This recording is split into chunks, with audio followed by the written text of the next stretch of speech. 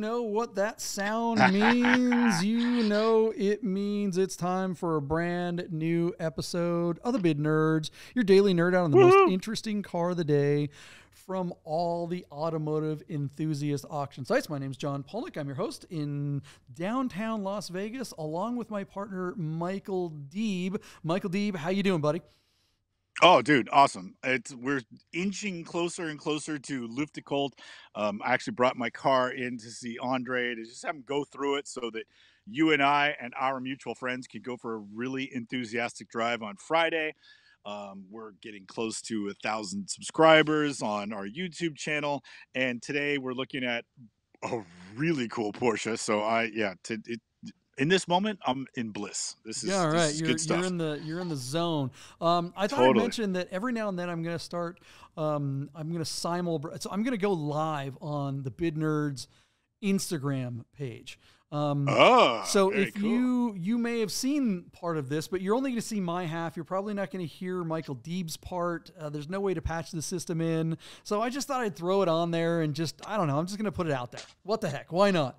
A little secret squirrel. So you guys can get the inside scoop watching if you follow the Instagram page. And we really appreciate the nerd herd out there following and subscribing and liking our channel here on YouTube.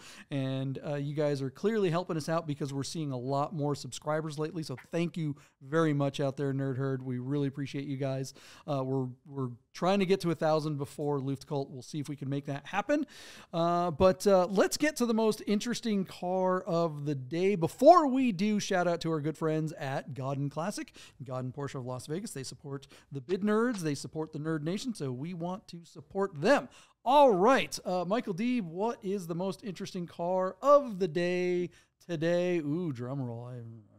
Yeah, JP, you actually picked this car, which is really cool. It is a 1996 Porsche 911 Carrera coupe, and that is only the beginning of the story. This car, which had previously sold on Bring a Trailer in February of 2018 for just $67,993. It sold. It had 56,000 miles out of Long Beach, California. And at that time, somebody had put the GT2 front lip spoiler and a GT2 rear wing on the car and some very cool, handsome 19-inch roof wheels. Well, the guy who bought it then took it and like finished off the vision. So redid the suspension, riveted on the correct GT2 plastic fender flares, found a beautiful set of 18-inch Speedline deep dish multi-piece alloy wheels, which are the correct wheels for a GT2 car, and then had the motor rebuilt, I believe, by Patrick Motorsports. So it is a 3.6 that is punched out to 3.8 liter and then fitted with a Magnum Powers supercharger. Again, all done by Patrick Motorsport, where the car remains in Scottsdale, Arizona. Because I think Patrick, JP, correct me if I'm wrong, isn't Patrick Motorsport in Arizona? Is that right? I think they're up in Portland, actually. Oh, okay. Well, Patrick Motorsports. So the car is in Scottsdale, Arizona. It now shows 70,000 miles.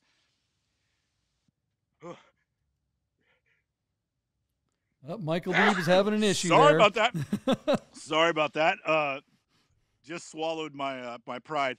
The car sits beautifully on KW coilovers. It also has hybrid air front suspension lift kit, and then it's got Elephant Racing suspension components around.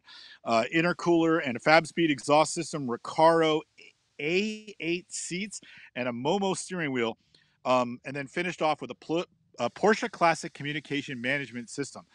John, in the photos, this car is, I'm just going to say this, a wet dream. Like, I think that the 993 era GT2 is one of the wildest looking, quote unquote, street Porsches ever made.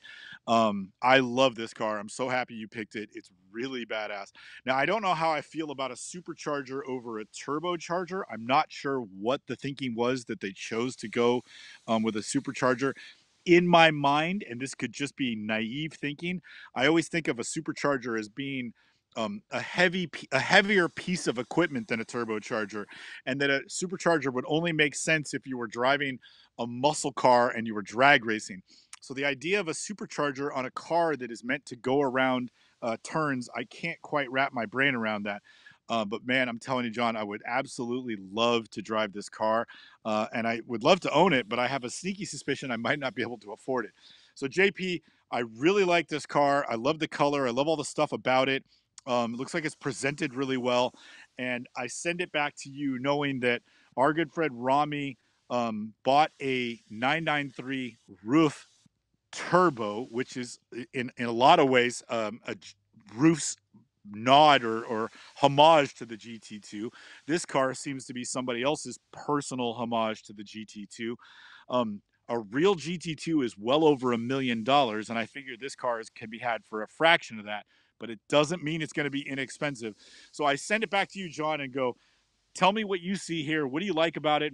And did you pick it? Do you know the people that own the car? Like what gave? How come you sent this car as is it just because it's black and you want to have one like Rami's? What gives? Well, shout out to Sahan, our good friend Sahan Faizi, whose birthday it is today. He actually sent this thing to us.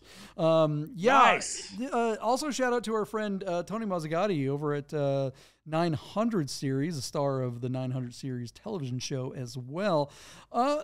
They actually had a real roof GT2 in their fairly recently. It was like a couple of years ago. And I remember getting to see that car. When it comes to the supercharger, I actually really like the supercharger as an option. Maybe Tony has an opinion on that. But the problem with 911s, 993s in general, and air-cooled cars in general, is I mean, let's face it, they tend to be a little underpowered unless they have forced induction. And that lack of power is usually at the low end. So having a supercharger gives you power immediately, because as soon as RPMs happen, you're building up boost, and you're getting that extra power right away. Whereas turbos have to spool up, so you don't get the power until later. And then turbo 911s, particularly the old 930s, they have one big turbo, whereas the younger turbos, or not younger, like the 993 turbos, they have two turbos. They have a small turbo and a bigger turbo, so it's sequential, right? Yep. Superchargers, to eliminate lag. Superchargers, it's immediate boost. And I think the good thing about a supercharger, though, is that it's easier to dial down the boost. I don't like the idea of putting boost on an air-cooled engine unless that engine has been built. Like, you got to build the heck out of it in order to take that extra power. And with a supercharger, you're not putting mad amounts of boost on there like you are with turbos. You can just add so much extra power. I think supercharging one of these is just the right thing to do, because it just gives you that extra 50, 60, maybe 100 more horsepower tops, and that's what you need more for something like this. Now, this engine's been built to a 3.8 as well, so it's got extra poop. I mean, this has got to just be 600. It's got to be it's got to be 600 horsepower, I'm guessing. Real easy. And if it's less than that, then they probably did like you did and just turned it down because they got what they needed out of it at like 550 or 570. But I'd be shocked if this car had less than 600 horsepower. So I am really stoked about this car, and I think it's going to bring some big money. But we've talked about this time and time again. Cars they have to have a name in order for them to bring really big money. So is this a $350,000 car? Seems like $350,000 is the cap for anything that's like special. Unless it's like really special. So it's got to be an actual roof, like a real one. It's got to be an actual Singer or Gunther Works or something like that. Anything that doesn't have those names on it or isn't a blue chip factory Porsche with like a actual flat bow or something like that, it's going to struggle to get more than 350. I don't see this car coming anywhere near 350. Where do you think this car lands, Michael D? So, John, with a few days to go, our built 911 with the supercharger is sitting at already $116,000 on 14 bids. Now, that's not a lot of action, but that's a pretty good amount of money. I looked at the car, and if it brought $250,000, I wouldn't be surprised.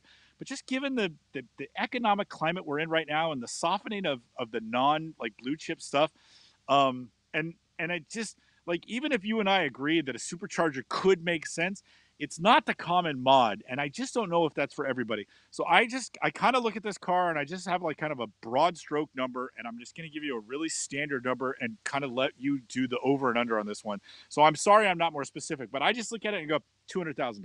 Yeah, I think that's. And if I brought more than that, I don't think either one of us would be surprised if it went for 250 or 270. It's got a hell of a motor, and it looks great. I love that they put it back down onto the speed lines, and I love the riveted fender flares and all that stuff.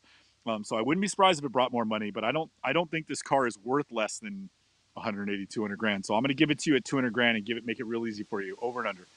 Yeah, I think that's a good take. It's tough to get more than 200 these days on almost anything that's not factory. But I think this car will bring it. This car has so much eyeball, has the performance. Avant-Garde, the dealer, has a really good reputation on BAT. They do. They bring the eyeballs. They do a lot of promotion on their own. If I were in the market for a $200,000 plus car, this is absolutely one that I'd be chasing after. So I'm going to go well over you. I'm not going to just play it safe. I'm going to go 250. Okay. So, because I just don't, I know how much a real roof is. I know how much Rami paid for his, and it was a lot more than 250. Now his is a Japanese market one, and it's even more whiz bang than your typical roof. And there's some question as to like how it was built and who it was built by and all that kind of stuff, but it is a genuine article. This one is not, but I don't think, at 250, what do you get that's this cool? I don't think there's a car on the planet for 250 or under that's as badass as this. Yeah. And if you're going to spend 250 grand, you'd have to get like a GT3 RS and to be like equally as fast. You know what I mean? Like, it's just the one thing, if somebody does wind up buying this thing and driving it, be careful, because this car has the potential to genuinely kill the living daylights out of you. This is a dangerous vehicle, and man, how much fun would it be to try to survive a ride in one of these. What do you guys think will be the results of this GT2 clone, this roof wannabe, presented by Avant-Garde? Is this a car? Do you like the Supercharger? Or do you think that should have gone turbo, or forget it, should have just stuck with a naturally aspirated car? Let us know in the comments below. And we are going to find out the results of this BAT auction right after this. Hey guys, I gotta tell you about our friends Gaudin Porsche of Las Vegas and Gaudin Classic. If you're looking for a new Porsche or a classic, you gotta call our friend Steve at Gaudin, this guy. 1989 linen gray metallic G50 cab. Is that gonna be for sale? It is gonna be for sale. The car only has 65,000 miles. Save yourself the hassle of screwing around with all the auctions like we always talk about, and just talk to Steve. He'll find you the classic Porsche you're looking for. Gaudin Porsche of Las Vegas. If you love watching car videos on YouTube, you gotta check out my channel, The Rami Show. The latest episode of The Rami Show just dropped at the time we're recording this. Maybe by the time this is on, it'll have been up for a few days or whatever, but our good friend Chef William got himself a 930 Turbo. We talked about it on the Dur Die Porsche podcast a few weeks ago, and then we went out and did a Rami Show review of the car, and it is spectacular. We got Rami's 930 out there too.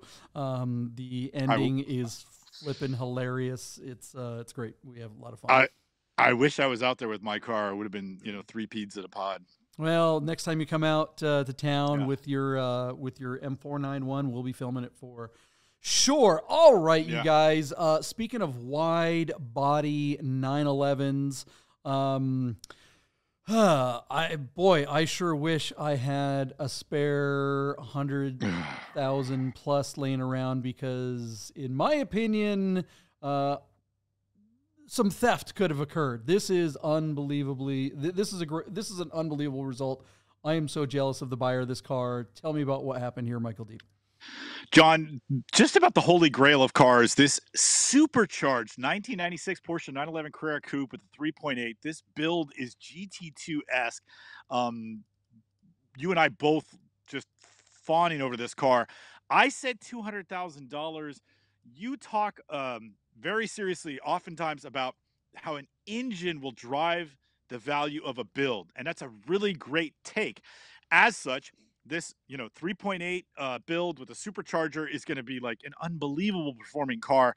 You're talking about like less than 3,000 pounds and maybe 600 horsepower. This car is going to absolutely fly. So I said 200, you said $250,000. Our car sold for just $172,000 on 31 bids. JP called the cops. You are absolutely correct. The buyer stole this car. I think $172,000 is an unbelievable value. I'm actually going to use this result to try and get my friend Nick to sell me his GT2 replica for that number. I'll take his car. And his car, the motor's not even in it, and it needs like all kinds of work, but I would pay that for his car because I think his car is equally as beautiful and has all the potential in the world. So there you go, $172,000. JP, do you think when the guy hit the enter button on his final bid, he was wearing a black cowboy hat and a black bandana? Right. I mean, he was running next to the platform with a horse and a 6-shooter. Yeah. I think this is an incredible value, incredible deal. I don't know. Maybe it's just, it is indicative of what's going on in the market. Like I always say, the weird stuff is going to get hurt first, and the blue chip stuff is going to continue to hold its value, maybe even appreciate in some instances. This is kind of a bastard. This car is kind of a Frankenstein. It's not a real GT2. But, I mean, here's the thing, though. If it were an RWB and it had a stock engine, it would probably bring about as much as this car or more. That's the weird thing, because sometimes the name is what does it. You're right. And if he had just put an RWB sticker across the windshield, would this car have brought more money? That's the thing that we always complain about the RWBs, is that they look like this, but they don't have an engine like this one. A lot of times they have all that stupid stuff tacked onto them, but they're just a stock underpowered 993. This car, holy cow, a 3.8 without forced induction is something to be reckoned with, right? I mean, that is a fantastic engine. The 993 RS, which I've been lucky enough to drive a lot, that is one of the best cars. You don't need any more power. So to have another 100 horsepower with that supercharger, oh my God, it's got to be something. 200 or 300 more horsepower. Yeah, it'd be insane. I mean, it's like a real GT2. So I'm just so shocked by this result. So I don't know. Do you think we missed something? No, you bring up a good point, John. If this thing said RWB and didn't have that motor, I think it would bring this money or more because of the name. And between you and me, and I'm curious to know what the Nerd Herd would say when they weigh in on this car, is I'd rather have this car. I don't need the RWB. Yeah. I'm not a show. I'm a go. I like to take turns, and I think this car probably handles insane. And yet, when you get to a straightaway, I think this car probably burn rubber and chirp the tires in third gear easy because it's got so much stink, and it probably doesn't weigh anything. So for me, miss me with the RWB. I would take this car all day long. Well, you say you're a go and not a show. This car has both. You're a show, go, all the above, plus bag of chips, all that stuff. But it doesn't have the RWB sticker across the windshield is what I'm talking about. I don't need the name brand from the fancy designer. I want the car that handles and stops, as close to or with as many, parts on it that are going to improve that on what Porsche built. And I think this car has all the goods. So this number is still surprising to me. I just wonder, John, and let me bring this up to you again. This car sold on BaT in February of 2018. And when it sold, I'm going to bring this number up to you real quick. It only sold for $68,000. So basically this car sold for $100,000 more. And I would say, is it just somebody doing the math and adding up? Well, they paid, $70,000. Well, hold on. Sorry, just refresh my memory because I don't know. When it sold before, was it built already? Did it already have a body kit, or was it just a basic 993? It had the front lip spoiler, it had the rear wing, and it had some really attractive roof wheels. And then this guy welded on the GT2 he did the GT2 flares. Kit. Okay, yeah. And then did the seats. He bought the Speedline wheels, which are $12,000 to $15,000. and then built that motor, which a supercharged 3.8 build. It's got to be a $45,000-$50,000 motor. Yeah. So if you add up what he paid for the car and the work that he did, I think you come perilously close to what the car sold for. So it's interesting. He didn't. I think he probably got his money out of it, but I don't think he didn't get a premium for the car either. So it's very interesting to see what's there and you can almost trace the receipts based on what you're looking at in the photos and what it sold for. So it's an interesting result, but I still think it's a good value. I think it would be difficult to replicate that today. If you went out to find a 993 C2, you're going to start at 30 grand more, and that motor might cost you another $10,000 this year than it did 3 or 4 years ago. So I don't think you could replicate it for the money. So I still think it's a good value, but you could sort of trace where that number came from because it kind of represents what he's got into it. It just goes to show you that it almost never pays to build a car.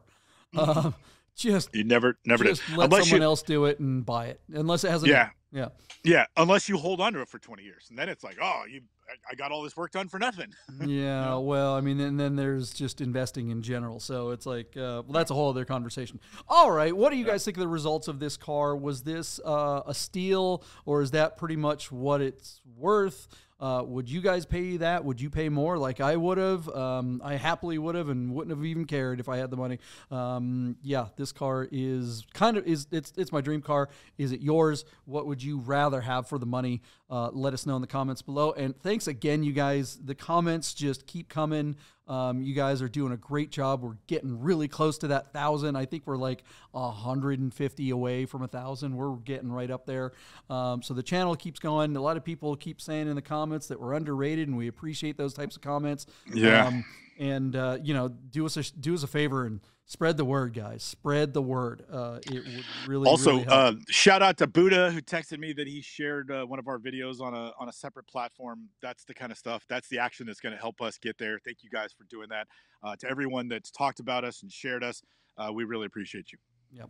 And hopefully we see you at Lift Cult Weekend. All right, guys, we will see you tomorrow.